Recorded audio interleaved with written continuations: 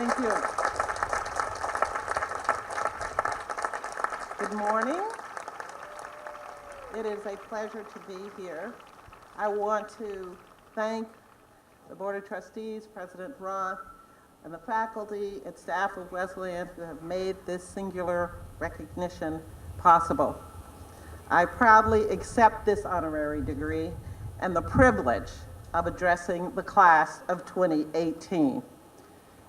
Class of 2018, so far, you have been fairly reserved and quiet, and I suspect that at some point, maybe right now, you want to make some noise. Come on. I also want to thank my fellow honoree, Dr. Boger. He is now my new model for how to do well in the world and also to do great work.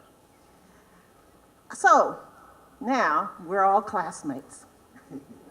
And you have done exactly what you set out to do just a few short years ago. And that is, you're ready to exit Wesleyan with your degree in hand. So congratulations. I have about 10 minutes to speak to you on this day and a few things I have on my mind, so I want to get started. The first thing I want to do is to salute this class of 2018. During this time, your time here, you have seen at neighboring universities violence on campuses in ways that we have never seen before. You've also experienced great social and political turmoil. And I would call this time uncertain. And let me just say what I mean by that turmoil, the social and political turmoil. Specifically, I want to talk about the fact that you, in your time on campus, have seen the legalization of same-sex marriage. And at the same time, it's almost like a whipsaw, you have seen the rise in hate crime and in bathroom bills across the country. It is indeed a time of uncertainty, but you have stayed the course. No doubt at times when events in the world outside of this college challenged your concentration and maybe your own commitment. And there were personal struggles as well. Those tested your resolve. You supported classmates, and they in turn supported you through rough times. You looked to mentors here on campus to help you get through the hard decisions. Many of you may have had concerns about your parents who may have been ailing, or grandparents. That sick grandmother story that we often hear is sometimes true. Yes, and some of you had your own children to worry about, whether it was their illness or their daycare. You had to make choices. And some of the tough choices had to get done really in ways that most of us don't care to think about. You had to decide sometimes whether to buy books or to buy food, whether to quit and save money to get your education or to continue as a struggling student. You had relationships that concerned you, relationships gone bad, required courses that you absolutely hated but had to have to graduate. And all of those things lead to great tensions, whether they're world affairs or personal and private affairs. As a teacher, I often hear the term snowflakes in reference to students. Snowflakes, not at all. What I have witnessed is tenaciousness. What I have witnessed in my students and what I see in your faces is resilience. You have stood the course, and you deserve applause. I've also seen today the joy in accomplishment, the joy in learning, in getting to this day. And I hope you will relish that with me, and if you could just see from my point of view how I see you. I look out and I see the future. Each year that I teach, I am reminded of what a privilege it is to be a member of the university. And I want to thank you for reminding me and giving me that joy again today. So to the class of 2018, thank you, congratulations. You all are winners today, and I know that you're going to carry forward their knowledge that you have received here and make a better world. Second, I want to tribute to survivors and activists. Now, and I have a lot to say about survivors and activists, but I'm going to start out saying to you that when I was a teenager, I adopted Harriet Tubman as my hashtag hero before we had hashtags, of course. Why not? She was an Underground Railroad conductor, a nurse in the Union Army, and in her later years, she was an outspoken advocate for women's suffrage. The things that I cared about, she believed, she stood up for. And I realized that I could never really be as fearless as Harriet Tubman was in her time. But in 1991, I did my best to honor her and the bravery of so many women who came before me when I testified before the Senate Judiciary Committee.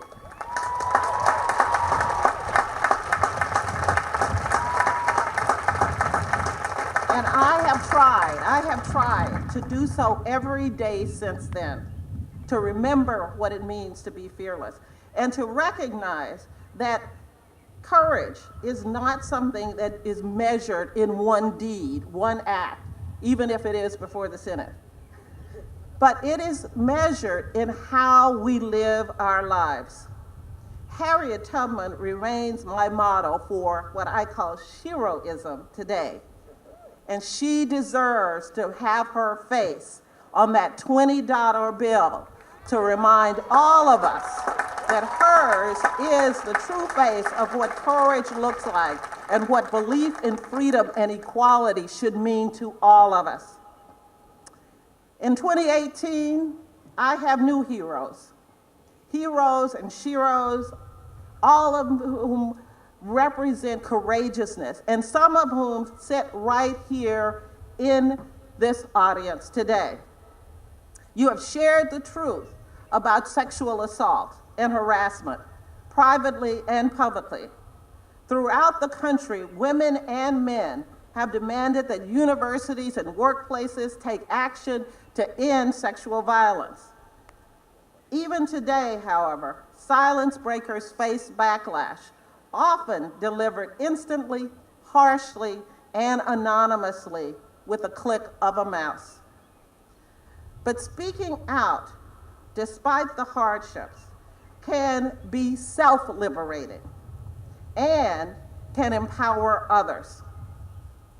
Because you have persisted on campuses, campuses will be safer for the next generation of students, and we know that we can make our campus safer against sexual assault and sexual violence and sexual harassment.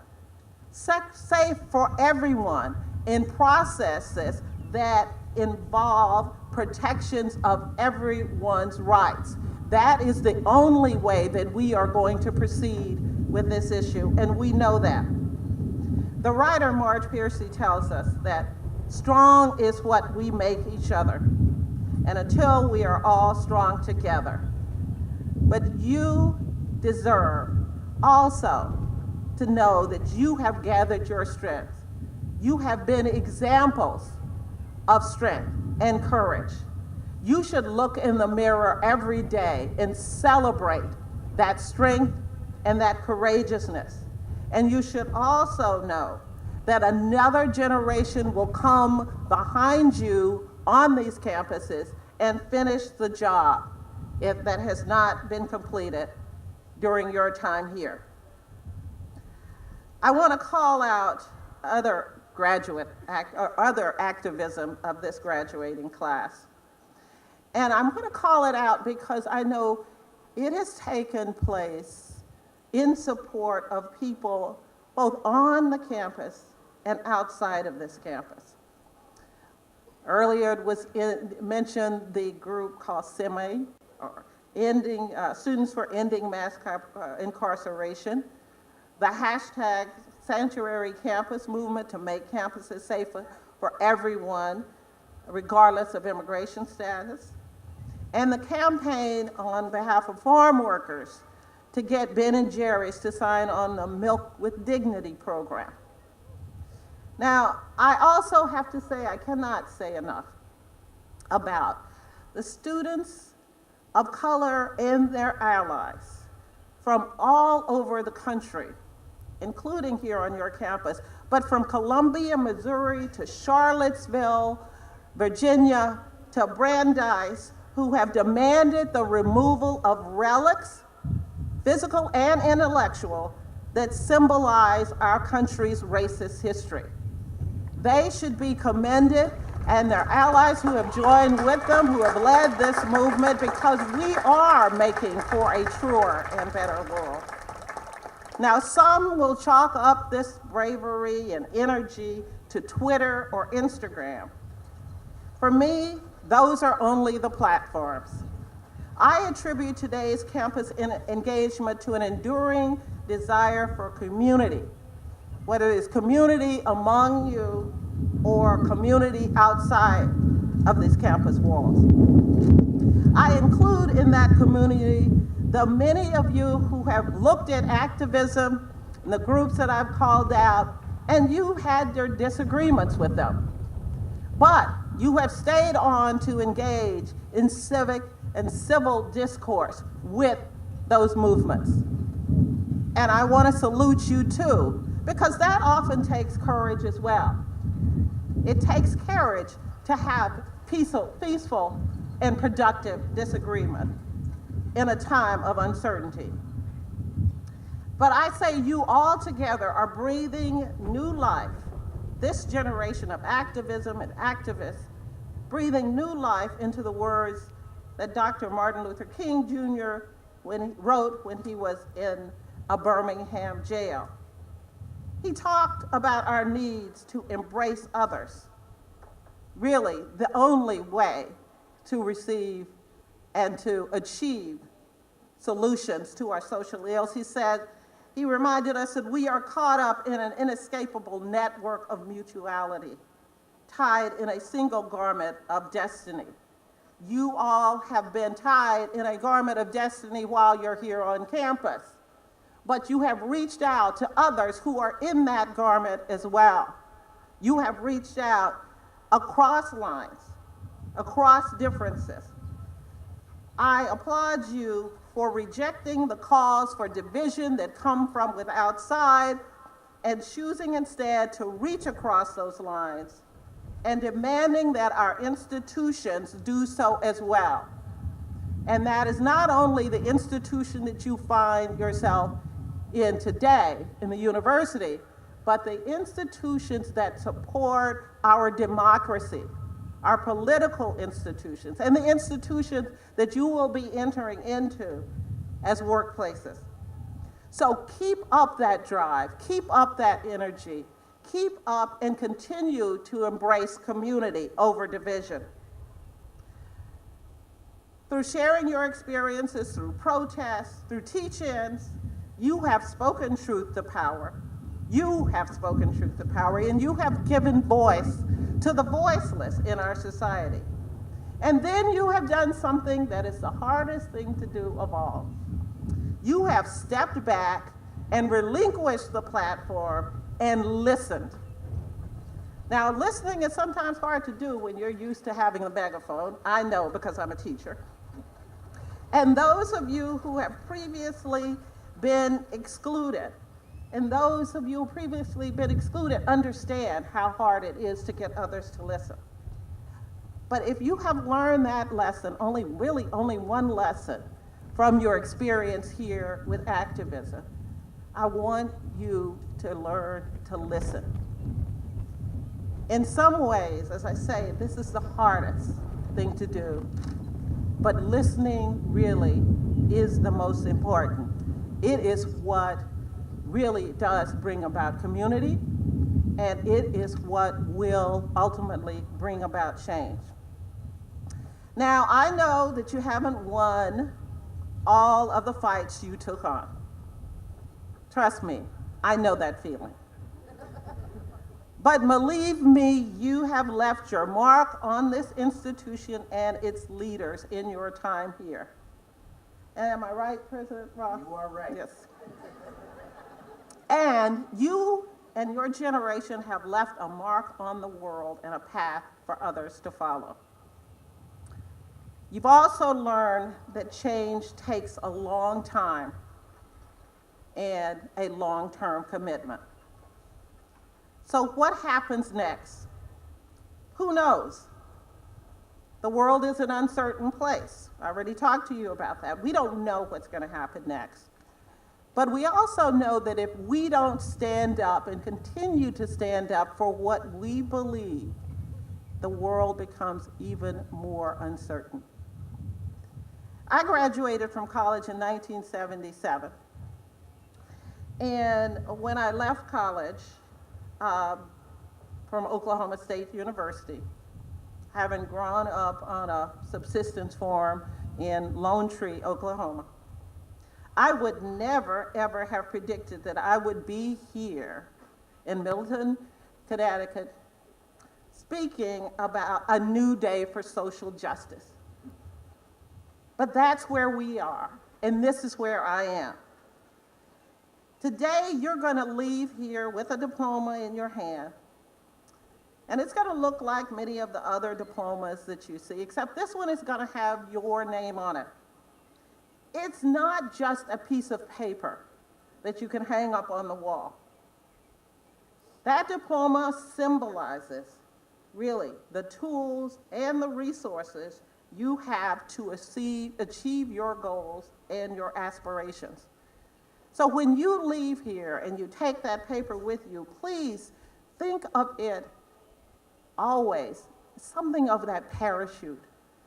Not because it's, a physical parachute, but it is symbolic in the sense that it will, if you remember your time here, get you through more rough times and more hard challenges. Now, a final word about social justice. Most of you are not going to use that degree to go into careers in social justice.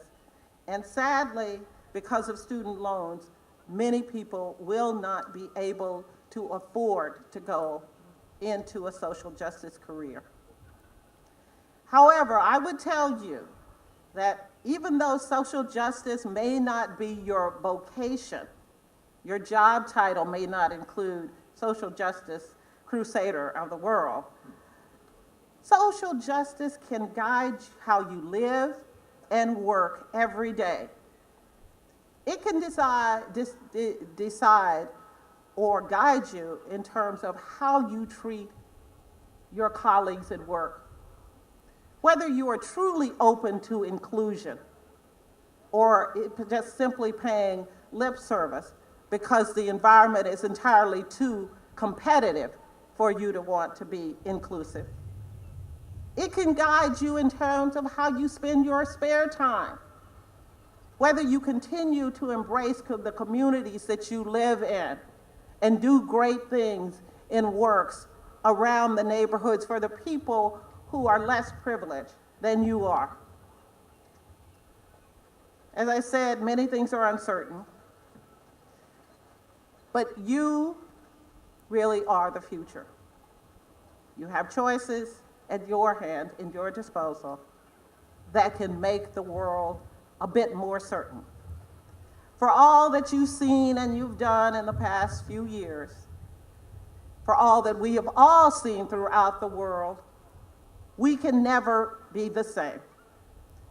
We can't go backwards, and we cannot deny that inequality hurts all of us, and that the times demand that we do everything in our power to eliminate the social and structural inequalities that have held too many back from being where you are today. We cannot go backwards. So class of 2018, friends, family, supporters, and all of you who have helped us to get to this day, everyone in the Wesleyan community, I submit that the only way forward is with an unwavering and a boundless commitment to a more just and inclusive society for today and forever. And I ask you to join me in committing to that just society that will undoubtedly come if we band together and we prove that we are the change that makes America great. Thank you.